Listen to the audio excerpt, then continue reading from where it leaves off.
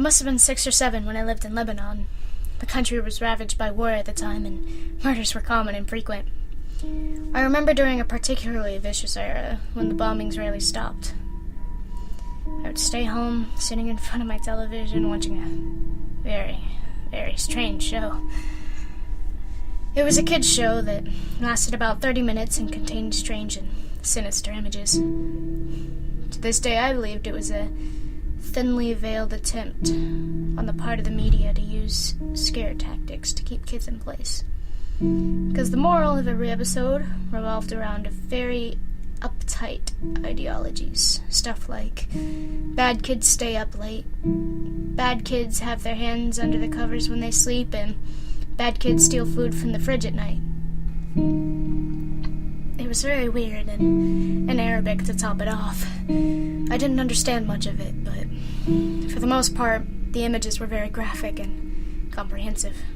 The thing that stuck out with me the most, however, was the closing scene.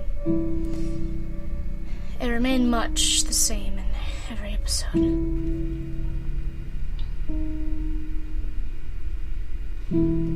The camera would zoom in on an old, rusted closed door. As it got closer to the door, strange and sometimes even agonizing screams would become more audible. It was extremely frightening, especially for children's programming. Then a text would appear on the screen in Arabic reading, "That's where bad kids go."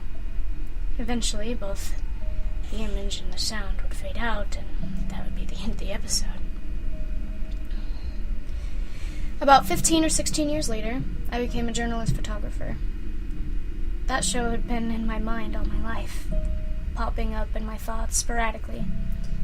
Eventually I'd had enough, and decided to do some research.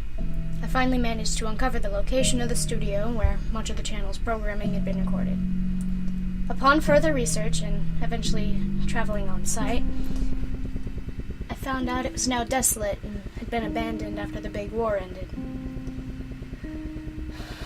I entered the building with my camera. It was burnt out from the inside.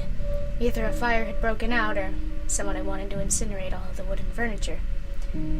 After a few hours of cautiously making my way into the studio and snapping pictures, I found an isolated, out-of-the-way room. After having to break through a few old locks and managing to break the heavy door open, I remained frozen in the doorway for several long minutes. Traces of blood, feces, and tiny bone fragments lay scattered across the floor. It was a small room and an extremely morbid scene.